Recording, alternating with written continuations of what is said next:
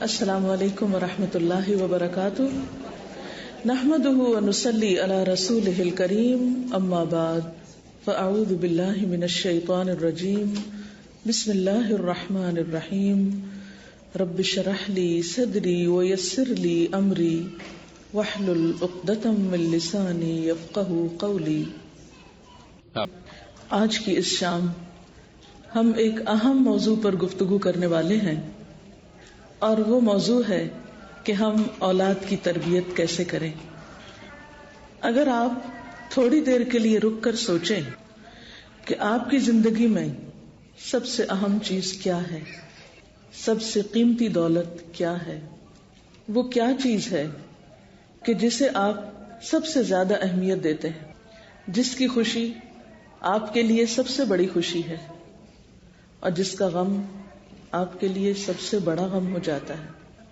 ان کے خوش ہونے پر آپ خوش ہونے لگتے ہیں، اور ان کی تکلیف پر آپ دکھی ہونے لگتے ہیں، غمگین ہونے لگتے ہیں۔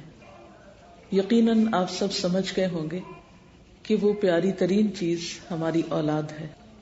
انسان کو سب سے زیادہ خود اپنی ذات سے محبت ہوتی ہے، اور یہ ایک مانی ہوئی بات ہے، اور اپنے بعد پھر اپنے ہی حصے، اپنے وجود کے حصے، اپنے دلوں کے ٹکڑے، اپنی اولاد سے محبت ہوتی۔ انسان اپنی زندگی میں کتنا بھی کامیاب ہو، لیکن اگر اس کی اولاد کامیاب نہیں تو اسے اپنی کامیابیاں بھول جاتی ہیں۔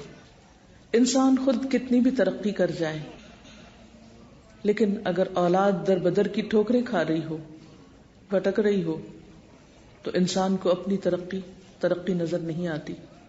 اولاد انسان کے لیے نہ صرف یہ کہ اس دنیا میں خوشیوں اور سعادت کا باعث ہے، بلکہ انسان کے مرنے کے بعد بھی دنیاوی اعتبار سے اور آخرت کے اعتبار سے ایک قیمتی ورثہ ہے۔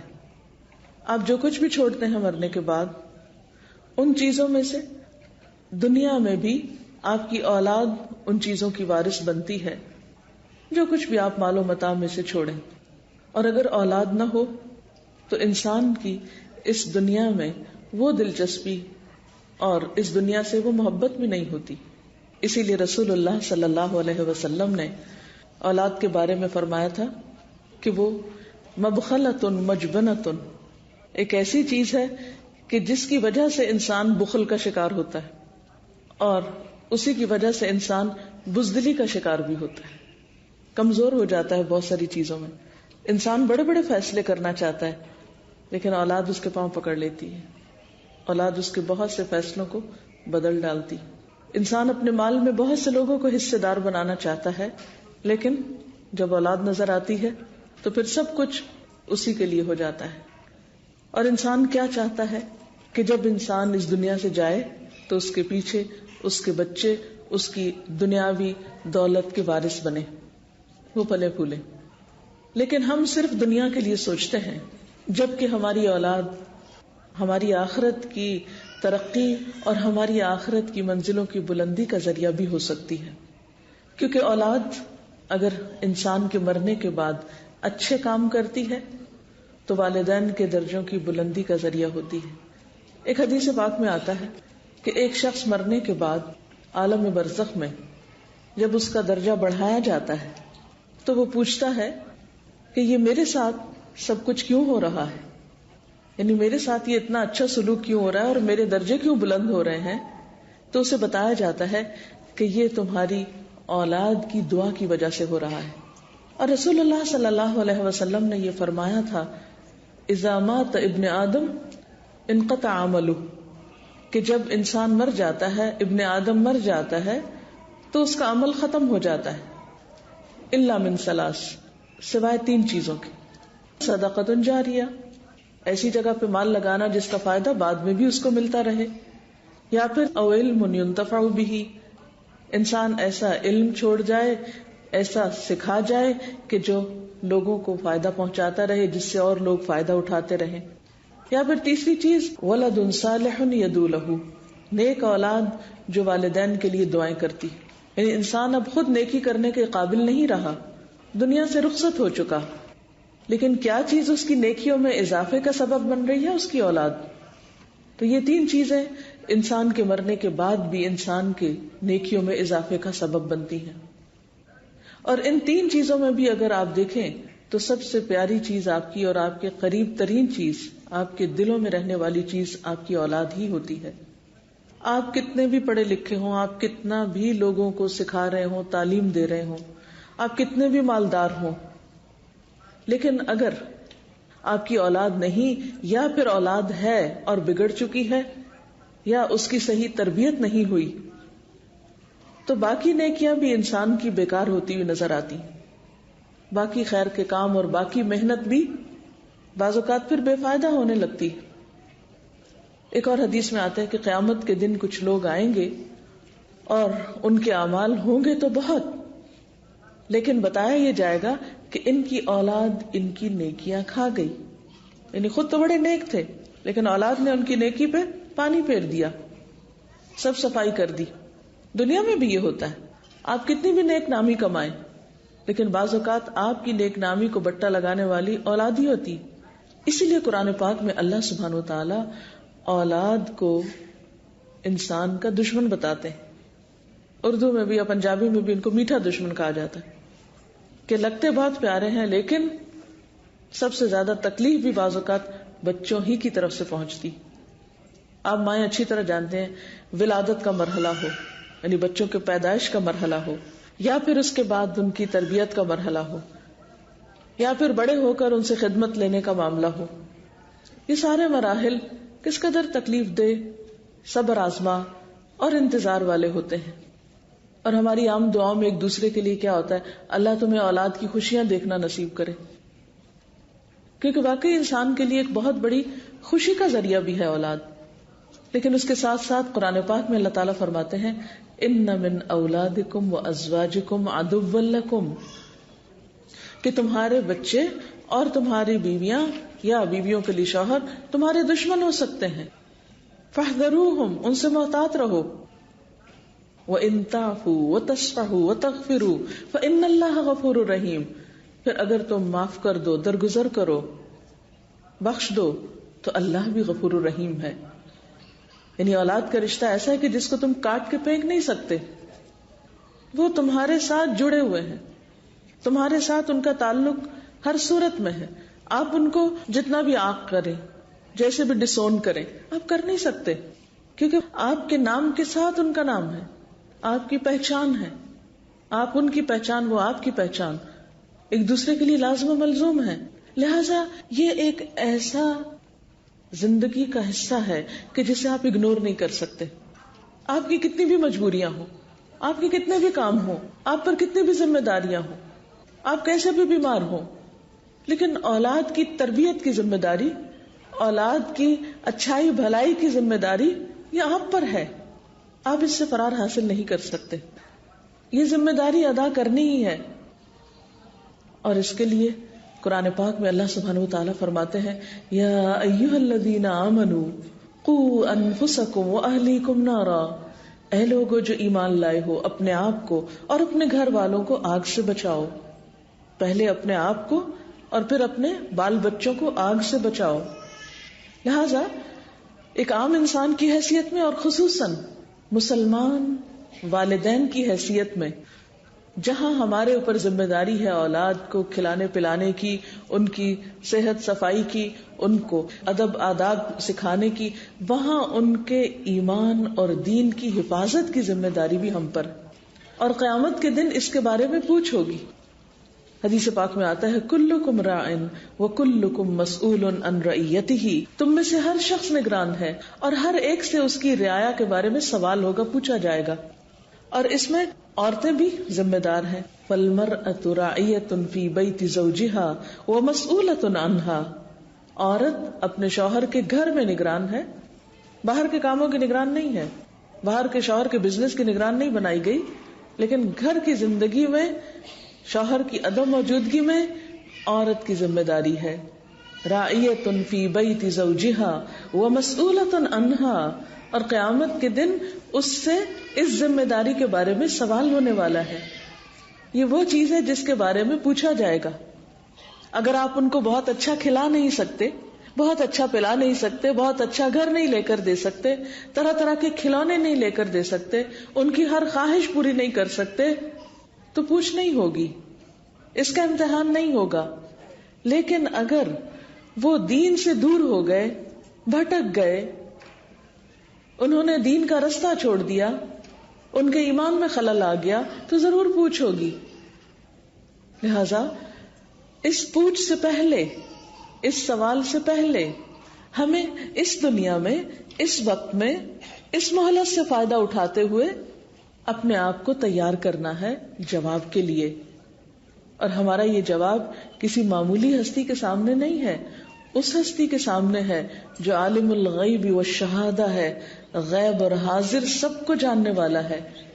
دلوں کے چھپے ہوئے خیالات اور وسوسے اور نیتیں اور ارادے اس کے لیے چھپے ہوئے نہیں ہیں، یہ سب کچھ اس کے سامنے ظاہر ہے. اس لیے ہم انسانوں کے سامنے تو عذر کر سکتے ہیں، کسی انسان کو تو بہلا سکتے ہیں، کسی انسان کو تو کہہ سکتے ہیں ہماری بڑی مجبوریاں ہیں، ہم پہ بڑی ذمہ داریاں، ہم پہ بہت بوجھ ہے، ہمارے پاس وقت نہیں ہے، ہمیں فرصت نہیں ہے. لیکن اللہ تعالیٰ کے سامنے ہم یہ عذر اور بہانے نہیں کر سکتے، کیونکہ اس کو پتا ہے کہ ہماری کون سی مجبوری کیسی ہے اور کتنی ہے، اور کہاں ہم وقت کس کام میں لگاتے ہیں جو وقت ہم کسی اور زیادہ بہتر اور تعمیری کام میں لگا سکتے ہیں.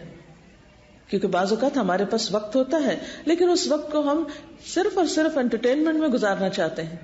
ہم بھی کام کر کے لوٹے ہیں، بچے پڑھ کر لوٹے ہیں، اب کون بیٹھ کے ان کی تربیت کرے، کون ان کو بیٹھ کے پوچھے کہ تمہیں باہر کیا مشکل پیش آئی، کیا سن کر آئے ہو، کیا دیکھ کر آئے ہو، کیا سوچتے ہو، تمہارے دل میں کیا خیالات ہیں، اس کے بارے میں ہم جاننے کی زحمت ہی گوارا نہیں کرتے. وہ ایک اور سوچ میں جا رہے ہیں، وہ ایک اور دنیا میں رہتے ہیں، ہم ایک اور دنیا میں رہتے ہیں. اتنی بڑی خلیج، اتنا بڑا فاصلہ ہوتا چلا جا رہا ہے، یہ کیسے کم ہوگا؟ اس کے لیے صرف ایک خواہش اور صرف امید اور انتظار ہی کافی نہیں، اس کے لیے سنجیدگی سے ہمیں کچھ کرنا ہوگا اور اپنے لیے کرنا ہوگا. کسی دوسرے پر کچھ احسان نہیں، اپنے فائدے کے لیے، اپنے بچوں کے فائدے کے لیے، اپنی آئندہ نسلوں کے فائدے کے لیے ہمیں اپنی یہ ذمہ داری نبھانی ہوگی، اپنی آخرت میں جواب دہی کرنے کے لیے. کیونکہ اللہ سبحانہ و تعالیٰ کا وعدہ ہے کہ جو نیک لوگ ہوں گے ہم قیامت کے دن ان کی اولاد کو بھی ان کے ساتھ ملا دیں گے.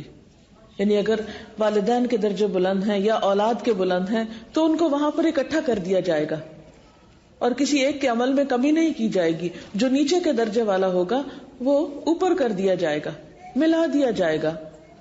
لیکن اگر اولاد نافرمان ہے تو پھر وہ تو دنیا میں بھی انسان کو چھوڑ جاتی ہے، قیامت کے دن تو بہت ہی دوری ہو جائے گی.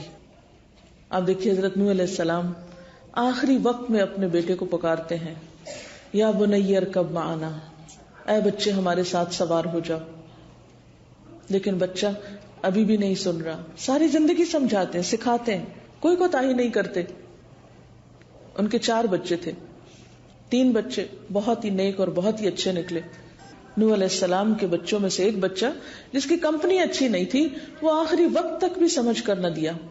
تو اس نے کہا سآوی الی جبل یعصمنی من الماء. جب طوفان آیا، جب بارش آئی، جب زمین سے پانی ابلنے لگا تو نوح علیہ السلام کشتی میں سوار ہوئے اپنے گھر والوں کے ساتھ. تو انہوں نے پکارا کہ آؤ بچے ہمارے ساتھ، تم بھی آ جاؤ، ابھی بھی ایمان لے آؤ. کہنے لگا کہ نہیں، میں وہ پہاڑ پہ چڑھ جاؤں گا. سآوی الی جبل، میں پہاڑ پہ پناہ لوں گا، یعصمنی من الماء، مجھے وہ پانی سے بچا دے گا، میں نہیں ڈوبتا، فکر نہیں کرے میری، اپنا کام کریں آپ. نوح علیہ السلام رو کے پکارتے ہیں، قال لا عاصم اليوم من امر اللہ. بیٹے آج اللہ کے حکم سے کوئی بھی تمہیں بچا نہیں سکتا، کوئی بھی چھڑانے والا نہیں، کوئی کام نہیں آ سکتا. اور ابھی ان کی گفتگو جاری تھی. وحال بینہم الموج فکان من المغرقین. ایک موج آئی اور باپ بیٹے کے درمیان فاصلہ کر گئی اور بیٹا غرق ہو کر رہ گیا. پیغمبر ہیں، 950 سال تبلیغ کر رہے ہیں، اللہ کی خاطر دن رات دوڑ دھوپ کرنے والے ہیں، کسی لمحے کچھ بھی کمی نہیں کرتے اللہ کی عبادت میں، اللہ کے پسندیدہ ترین بندوں میں سے ہیں، لیکن اپنے بچے کے معاملے میں وہ بھی بے بس ہیں. اپنے بچے کو نہیں بچا سکے، اپنی بیوی کو نہیں بچا سکے. تو کسی بھی انسان کی نیکی دنیا میں تو اس کی اولاد کے لیے ہو سکتا ہے فائدہ مند ہو، لیکن آخرت میں اگر ایمان نہیں، اگر عمل صالح نہیں، تقوی نہیں، تو اولاد کو ہم بچا نہیں سکتے قیامت کے دن. دنیا میں تو بعض اوقات بہت سے طریقوں سے ہم کسی نہ کسی طرح ان کو کھینچ تان کے کسی ایک مقام پر لے ہی آتے ہیں، لیکن آخرت میں نہیں لا سکیں گے. اللہ تعالیٰ کا عدل بالکل بے لاگ ہے، اس میں کوئی بے انصافی نہیں. لہذا وہ دن کہ جس میں کوئی کسی کے کام نہیں آئے گا، وہ دن کہ جس میں سارے رشتے ایک دفعہ ختم ہو جائیں گے. نفخ فی الصور فلا انصاب بینہم یومئذ ولا هم یتساءلون. جب سور پھونکا جائے گا تو آپس میں کوئی رشتہ داریاں باقی نہیں رہیں گی، کوئی ایک دوسرے کو پوچھے گا بھی نہیں. وہاں تو ہر ایک دوسرے سے بھاگے گا. یوم یفر المرء من اخیہ وامہ وابیہ وصاحبتہ وبنیہ لکل امرئ منہم یومئذ شأن یغنیہ. جس دن بھاگے گا انسان، یوم یفر المرء من اخیہ اپنے ہی بھائی سے، وامہ اپنی ہی ماں سے، وابیہ اپنے ہی باپ سے، وصاحبتہ اپنی بیوی سے، وبنیہ اور اپنے بیٹے سے. لکل امرئ منہم یومئذ شأن یغنیہ. ہر شخص پر اس وقت ایسی حالت ہوگی جو اسے دوسرے سے بے نیاز کر دے گی. لہٰذا جو خیر خائی کرنی ہے ہمیں آج کرنی ہے، جو کچھ دینا ہے بچوں کو آج دینا ہے. اب سوال یہ پیدا ہوتا ہے کہ کیا دیں، پھر کیا کریں؟ اگر واقعی آپ سمجھتے ہیں کہ یہ ہماری ذمہ داری ہے، اگر آپ یقین مانتے ہیں اس بات کو کہ اس کے بارے میں قیامت کے دن ہم سے پوچھا جائے گا، اور اگر آپ سمجھتے ہیں کہ آپ کی اولاد کی نیکیاں آپ کے حق میں صدقہ جاریہ ہوں گی، تو آئیے پھر کچھ چیزیں آپ کی خدمت میں رکھوں گی کہ جن کا آپ کو ہر صورت خیال کرنا ہوگا، دنیا کی کامیابی کے لیے بھی ان کی اور آخرت کی. کیونکہ جب اولاد نیک ہوتی ہے نا، اس کے اندر سارے اچھے اخلاق ہوتے ہیں، وہ خدا کا خوف رکھتی، تو وہ آپ کو بھی حق دے گی اور وہ باقی انسانوں کو بھی حق دے گی. پھر وہ کسی پر بھی ظلم کرنے والے نہیں ہوں گے، کیونکہ اللہ کی محبت اور اللہ کا خوف انسان کو ایک بہترین انسان بناتا ہے.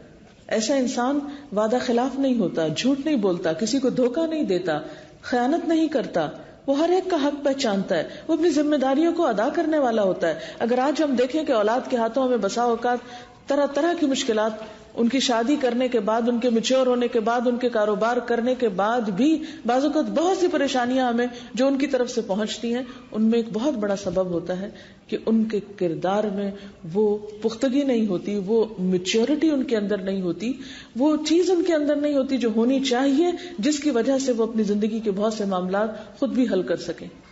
تو آئیے دیکھتے ہیں کہ ہمیں کیا کرنا ہے.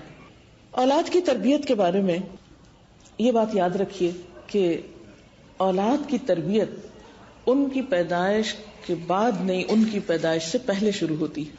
اب آپ چونکہ مکس کراؤڈ ہے، بہت سے لوگ ایسے ہوں گے کہ جو ابھی اس مرحلے میں داخل ہی نہیں ہوئے، مثلا بعض بچیاں ہوں گی جن کی شادی نہیں ہوئی، بعض ایسی ہیں کہ جو ابھی اس مرحلے میں ہے، اور ہو سکتا ہے کہ آئندہ کئی بچوں کی ماں بنے، یا یہ کہ آپ نانی دادی بن چکی ہیں تو آپ کے گھر میں بچوں کی پیدائش ہو، یا یہ کہ آپ کے بچے بڑے ہو چکے ہیں تو آپ کو مشکلات پیش آ رہی ہیں.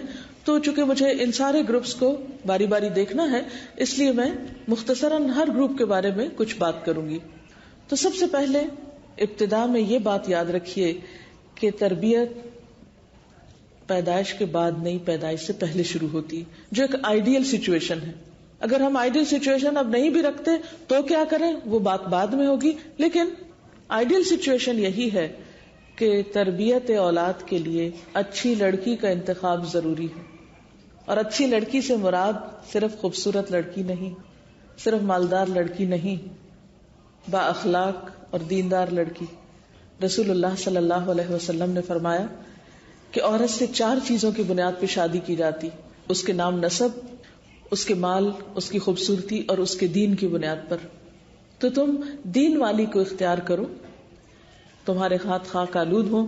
یہ ایک محاورہ ہے، پیار کی ڈانٹ ہے کہ سختی سے تھوڑا سا ڈانٹ کے کہا کہ تم جب عورت کا انتخاب کرو تو اس کے دین کو دیکھو، اخلاق کو دیکھو، کیونکہ ایک با اخلاق انسان، ایک سلجھا ہوا انسان پورے خاندان کی اصلاح کا ذریعہ بنتا ہے. اور ایک بد اخلاق انسان، ایک بد زبان انسان، خواہ وہ کتنا بھی خوبصورت ہو، کتنا بھی مالدار ہو، بعض اوقات پورے خاندان میں پھوٹ ڈال دیتا ہے.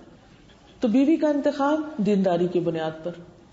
اس کے بعد باقاعدہ اللہ کے رسول صلی اللہ علیہ وسلم نے دعائیں سکھائی ہیں کہ شوہر اور بیوی کے باہمی جسمانی تعلق کے موقع پر بھی شیطان مردود سے پناہ مانگو، کیونکہ اس وقت شیطان تمہاری اولاد میں شریک ہونا چاہتا ہے. اس وقت سے وہ کوشش کرتا ہے کہ وہ شریک ہو جائے اور اولاد تمہاری نہ رہے، اس کی ہو جائے، تمہاری مرضی اور تمہارے طریقے پہ نہ چلے، اس کے طریقے پر چلے. لہذا اس وقت بھی وہ اپنا کام کرنا نہیں چھوڑتا. لہذا مسنون دعا سکھائی گئی. پھر اس کے بعد یہ ہے کہ پریگننسی کا جو مرحلہ آتا ہے، تو ڈیورنگ پریگننسی اب دیکھیں کہ بچہ اپنی ساری خوراک کہاں سے لے رہا ہوتا ہے؟ ماں کے خون سے. ماں جو کچھ کھاتی، جو کچھ سوچتی، جو اس کی جذباتی کیفیات ہوتی، جیسی اس کی ذہنیت ہوتی، وہ انڈائریکٹلی بچے پر اثر انداز ہو رہی ہوتی. جیسے وہ ماں کے خون سے غذا لے کے نشو و نما پا رہا ہوتا ہے، ایسے ہی ماں کے خیالات اور ماں کے روٹین اور ماں کے جو طریقے ہیں وہ بھی اس پر اثر انداز ہو رہے ہوتے ہیں. لہذا اس دوران ماں کو خاص طور پر اپنی سوچ پازیٹو رکھنی چاہیے، مثبت سوچ. جلنا، کڑنا، رونا، دھونا، غم اٹھانا. ویسے بھی یہ ہے کہ وہ کیفیت ایسی ہوتی ہے، یعنی وہ مرحلہ ایسا ہوتا ہے کہ جس میں ایک عورت، جسے قرآن پاک میں آتا ہے کہ وہنن علی وہنن، تکلیف پر تکلیف اٹھا رہی ہوتی ہے، جذباتی اعتبار سے بھی بہت ڈسٹرب ہوتی ہے. لیکن بات یہ ہے کہ یہ سارے چینجز یعنی فزیکل چینجز تو ہوں گے اور اس میں اوپر نیچے بھی مزاج ہوگا.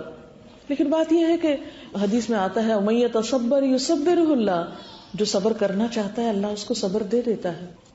ناپسندیدہ ناگوار باتوں کے باوجود اپنے مزاج کو درست رکھنے کی کوشش کرنا بے حد ضروری. اور وہ صرف نصیحت سے نہیں ہوگا کہ میں آپ کو نصیحت کر رہی ہوں کہ آپ اپنا مزاج درست رکھیے تو وہ ہو جائے گا. نہیں، اس کے لیے آپ کو ذہنی طور پر کسی اچھی ایکٹیویٹی میں مشغول کرنا ہوگا. اچھی کتابیں پڑھیے، اپنی صحت کے بارے میں، بچوں کی تربیت کے بارے میں، ہسٹری کے بارے میں، اور کوئی بھی اچھی کتابیں. پھر اس کے ساتھ ساتھ اپنی عبادات کا خیال رکھیے. تلاوت قرآن باقاعدگی سے کیجیے. بچے کی سب سے پہلی فیکلٹی جو کام کرتی ہے وہ لسننگ کی ہوتی. بچہ ماں کے پیٹ میں بھی سن رہا ہوتا ہے، لہٰذا آپ اس کو اچھی چیزیں سنوائیے. قرآن پاک کی تلاوت خود بھی کیجیے، اور اگر اچھی نہیں کرنی آتی تو خوبصورت قاریوں کی قرات میں خود بھی لسننگ کیجیے. پھر اسی طرح خوب دعائیں مانگیے. آپ دیکھیے کہ جتنے بھی پیغمبر تھے انہوں نے اپنے نیک اولاد کے لیے دعا کی اللہ تعالیٰ سے، اور ان دعاؤں میں کیا ہے؟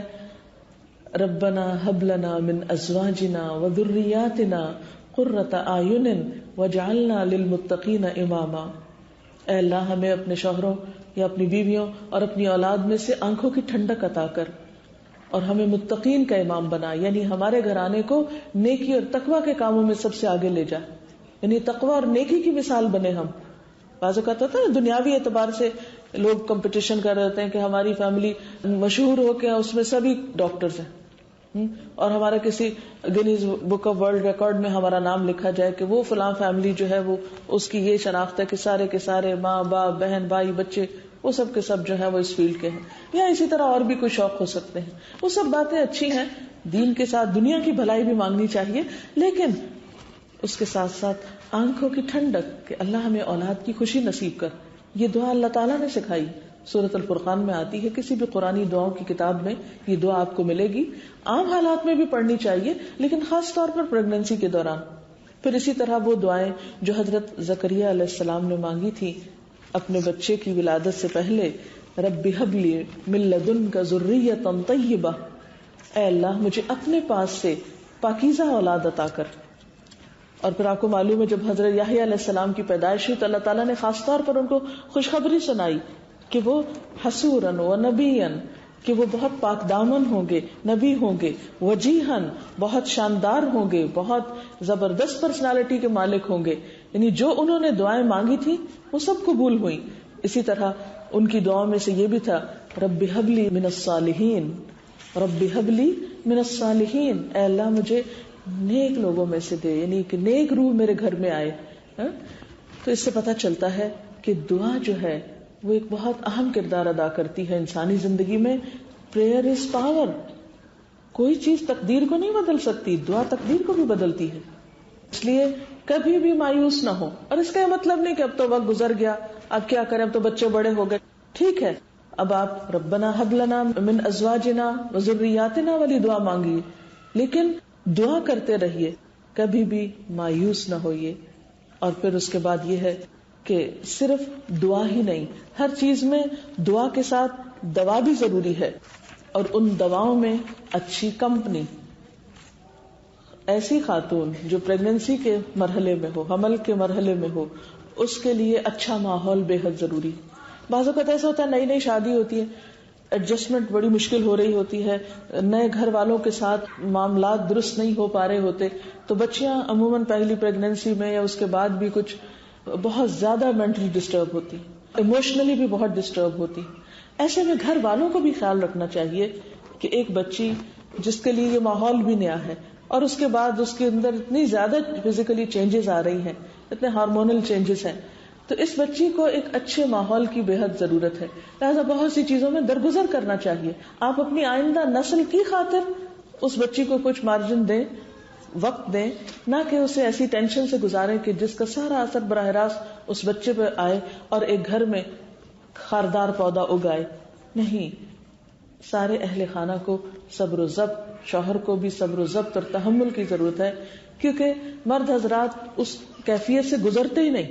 ان کو پتہ ہی نہیں ہوتا کہ عورت کے اوپر یہ موڈز کیوں آ رہے ہیں اور یہ کیفیت کیوں ہے. وہ کبھی رو رہی ہے، کبھی ہنس رہی ہے، چھوٹی چھوٹی باتوں پہ ناراض ہو رہی ہے. یہ سب کیفیات ایک جسمانی تبدیلی کی وجہ سے ہوتی ہیں. اس لیے اس میں عورت کو ایک رخصت اور ایک رعایت دی جانی چاہیے. اس کے علاوہ یہ بھی ضروری ہے کہ ایسی بچیاں جو کسی نئے ماحول میں آئیں اور اپنی پچھلی ساری دوستیں چھوڑ چکی ہوں اور رشتے دار بھی چھوڑ چکے ہوں، اور خاص طور پر جیسے ماحول میں آپ رہتے ہیں، بعض اوقات آپ دور دراز ملکوں سے بچیوں کو بیاہ کر لاتے ہیں، ان کے لیے ماحول بھی نیا، ان کے لیے گھر بھی نیا، اور ان کے لیے جسمانی طور پر بھی ایک نیا ایکسپیرینس. تو ایسے میں کچھ اور بھی زیادہ آپ کی ذمہ داری ہو جاتی ہے صبر و تحمل کی اور بات برداشت کرنے کی.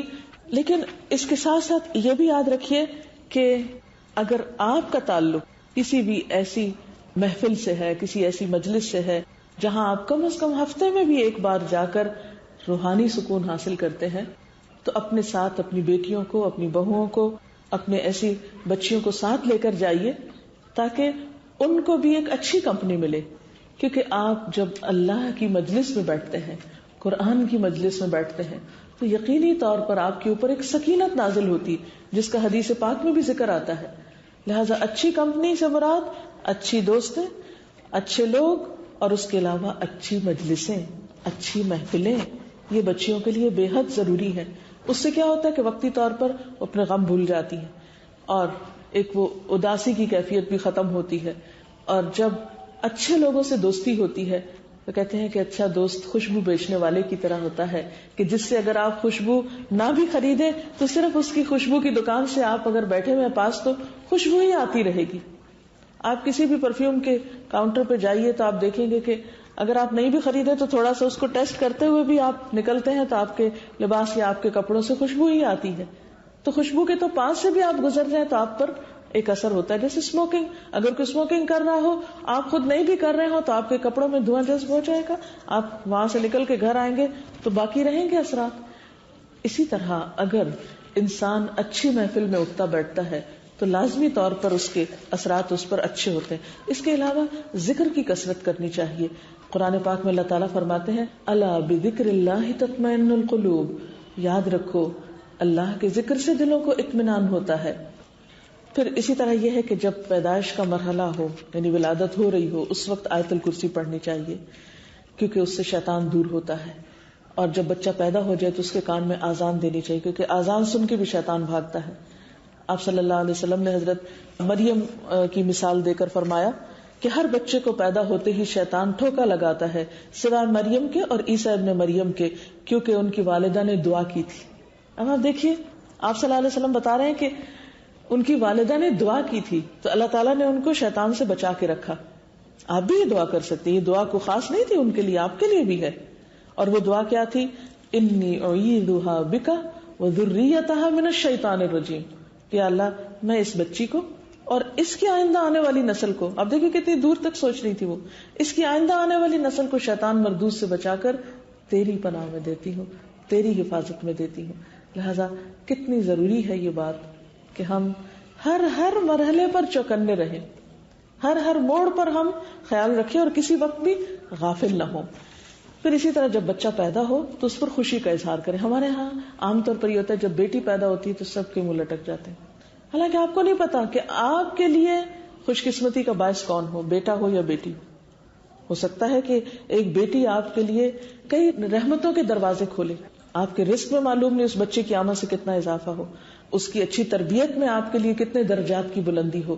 لہذا بچے کی پیدائش پر گھر والوں کو، خاص طور پر ایک دوسرے کو اور باقی دوست رشتہ داروں کو بھی مبارک دینی چاہیے. حضرت حسن بصری نے ایک بچے کی پیدائش پر یوں دعا دی کہ اللہ نے جو بچہ تمہیں دیا ہے اس میں تمہارے لیے برکت ہو، شکر کی توفیق ہو، یہ بچہ نیک اور پارسا بنے، صحت اور لمبی عمر پائے.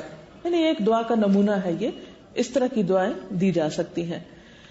پھر اسی طرح یہ ہے کہ بچے کی جو پہلی غذا ہے وہ بھی کسی نیک انسان سے یا با اخلاق اچھے انسان سے دلوانی چاہیے، کیونکہ بچہ جب پیدائش کے بعد بالکل معصوم ہوتا ہے، اس پر پہلے جو بھی اثرات ہوں گے وہ اس کے اندر جذب ہو جائیں گے، پرنٹ ہو جائیں گے. آپ اس کے کان میں اذان دیتے ہیں، اللہ اکبر، اللہ کی بڑائی اس کے دل میں جائے گی، چاہے وہ نہیں سمجھے مگر اس کے اثرات ہیں. قرآن پاک کے اور اللہ کے جو ذکر کے الفاظ اور حروف ہیں اس کے بھی اثرات ہیں، وہ اثرات انسان کے اندر جاتے ہیں. جو اٹھائے گا اس کے ہاتھوں کے بھی اثرات اس کی شخصیت پر ہوں گے، جو اسے پہلی دفعہ کھلائے گا اس کے بھی اثرات اس بچے کی شخصیت میں جائیں گے. اسی لیے آپ صلی اللہ علیہ وسلم کے پاس ایسے بچے لائے جاتے تھے جو بالکل نو مولود ہوتے تھے اور آپ ان کی تحنیک کرتے تھے، اور کہتے ہیں کہ انسان کی انگلیوں سے ریز نکلتی ہے. تو جب ایک اچھے انسان، اچھے کردار کے انسان کے پاس، ویسے بھی آپ نے دیکھا ہوگا یہ صرف بچوں کے لیے نہیں، کسی شخص کے پاس آپ بیٹھتے ہیں تو آپ اتنا کمفرٹیبل فیل کرتے ہیں، اتنا اچھا آپ کو لگتا ہے، اور کسی شخص کے پاس آپ بیٹھتے ہیں تو آپ تھوڑی دیر میں کہتے ہیں کہ بس کب ختم ہو یہ مجلس تو ہم یہاں سے اٹھیں. یعنی آپ کو گھبراہٹ ہوتی ہے کچھ لوگوں کی کمپنی سے. اور یہ ایسا ہوتا ہے کہ کچھ لوگ جن کی سوچ پازیٹو ہوتی ہے، جن کا اخلاق اچھا ہوتا ہے، ان کی طرف آپ خود بخود کھنچتے چلے آتے ہیں. ان کے اندر ایک خاص کشش ہوتی ہے. تو نیکی اپنے اندر ایک کشش رکھتی ہے. کشش محض لباس میں نہیں ہوتی، کشش محض کسی میک اپ میں نہیں ہوتی، کشش شخصیت کی خوبصورتی میں ہوتی، کشش دل کی خوبصورتی میں ہوتی. لہذا اس خوبصورتی کو منتقل کیا جاتا ہے بچوں کی طرف. پھر اسی طرح ماں کا دودھ پلانا، یعنی اگر تحنیک کے بعد ماں اپنا دودھ پلائے تو بچے اور ماں کے درمیان ایک قریبی تعلق پیدا ہوتا ہے. آج مائیں اپنی خوبصورتی کے لیے اتنی خود غرض بعض اوقات ہو جاتی ہیں کہ بچوں کو دودھ نہیں پلانا چاہتی. اور اب تو آپ دیکھیں کہ میڈیکل سائنس نے اتنے زیادہ اس کے فضائل بیان کیے ہیں کہ نہ چاہتے ہوئے بھی مائیں وہ کرتی ہیں. لیکن اگر آپ میڈیکلی ایک کام کر رہے ہیں تو اس کا اجر تو نہیں ہے نا. اجر تو اس وقت ہے جب آپ کی نیت بھی اچھی ہو کہ آپ اللہ کے ایک حکم پر عمل کر رہے ہیں. اور آپ کو معلوم ہے کہ ایک ایک گھونٹ جو آپ بچے کو پلاتے ہیں وہ آپ کی طرف سے ایک طرح سے صدقہ بھی ہوتا ہے. صدقے سے مراد یہ نہیں کہ ہم جیسے کسی کے اوپر کوئی بیماری آ گئی تو کسی کو کچھ دے آئے، کسی پہ وار کے تو وہ صدقہ. صدقے مراد یہ کہ ایک ایک قطرے کا اجر آپ کی طرف سے لکھا جاتا ہے. وہ جو کچھ آپ دیتے ہیں وہ آپ کے نام اعمال میں شمار ہوگا کہ آپ نے اپنے جسم کا ایک حصہ اپنے اندر سے، اپنی غذا سے ایک چیز نکال کر ایک بچے کی پرورش میں استعمال کی. لہٰذا اس کو بھی بہت خوشی کے ساتھ کریے. اب دیکھیے کہ بعض اوقات بچے بہت تنگ کرتے ہیں، اس وقت مائیں پھر بعض اوقات بد دعائیں دینے لگتی ہیں. ارے کبھی بھی ایسا نہیں کرے. کتنا بھی غصہ آئے بچوں پر، کتنا بھی تکلیف ہو، بعض اوقات بچوں کے دانت جب نکلتے وہ کاٹتے ہیں ماں کو دودھ پلاتے ہوئے، تو بے اختیار ماں کی زبان سے بعض اوقات بہت خراب لفظ بھی نکل جاتے. نہیں معلوم نہیں کس وقت کی کیا دعا اٹھا لی جائے، قبول ہو جائے اور پھر ساری زندگی آپ اس پہ پچھتائیں. آپ صلی اللہ علیہ وسلم نے خاص طور پر خواتین کو کس بات کی تلقین کی کہ وہ اپنی زبان کا استعمال درست کریں. آپ نے فرمایا میں نے تمہاری اکثریت کو جہنم میں دیکھا ہے. اچھا اس کا یہ مطلب نہیں کہ کوئی ڈسکریمنیشن تھی عورتوں سے تو اللہ تعالیٰ بہت سخت نالا ہیں اور بہت نفرت کرتے ہیں اس لیے جہنم پہ، یہ مطلب نہیں ہے اس بات کا. مراد اس سے کیا تھی، اس کا معنی کیا تھا، اس کا مطلب کیا تھا کہ ان باتوں سے بچو کہ جو وہاں لے جانے کا سبب ہے. جب پوچھا گیا کہ کیا سبب ہے تو یہی بتایا گیا کہ تم تکثرن اللعن، تم لعن تان کی بہت کثرت کرتی. تو یاد رکھیے کہ بچہ بچپن میں جو کچھ سنتا ہے، جیسے الفاظ سنتا ہے، ویسے ہی پر وہ ریپیٹ کرنے لگتا ہے. اگر آپ بہت زیادہ نو کا استعمال کرتے ہیں تو بچے کی زبان پر بھی ہر چیز میں نو ہوگا. آپ نو بولیں گے تو بچہ بھی نو بولے گا. آپ مسکرائیں گے تو بچہ بھی مسکرائے گا. ہاں آپ اچھے نرم انداز سے بات کریں گے تو بچے کے اندر بھی وہی ٹون آئے گی. اور اگر آپ کسی کا مذاق اڑائیں گے تو بچہ بھی مذاق اڑانا سیکھے گا.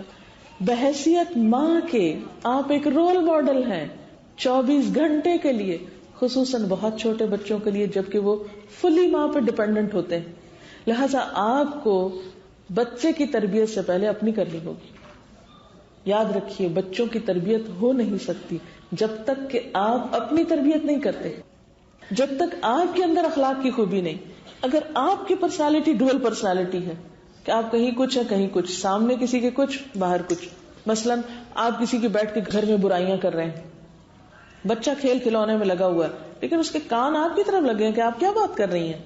اچھا تھوڑی دیر میں وہی شخص آ جاتا ہے، آپ بہت مسکرا کے اٹھ کے اچھی طرح گلے لگا کے ملتے، آپ کا تضاد بچے نے نوٹ کر لیا کہ ایسا ہی کرتے ہیں لوگوں کے پیچھے اور طرح ان سے معاملہ کرتے اور سامنے کچھ اور کرتے.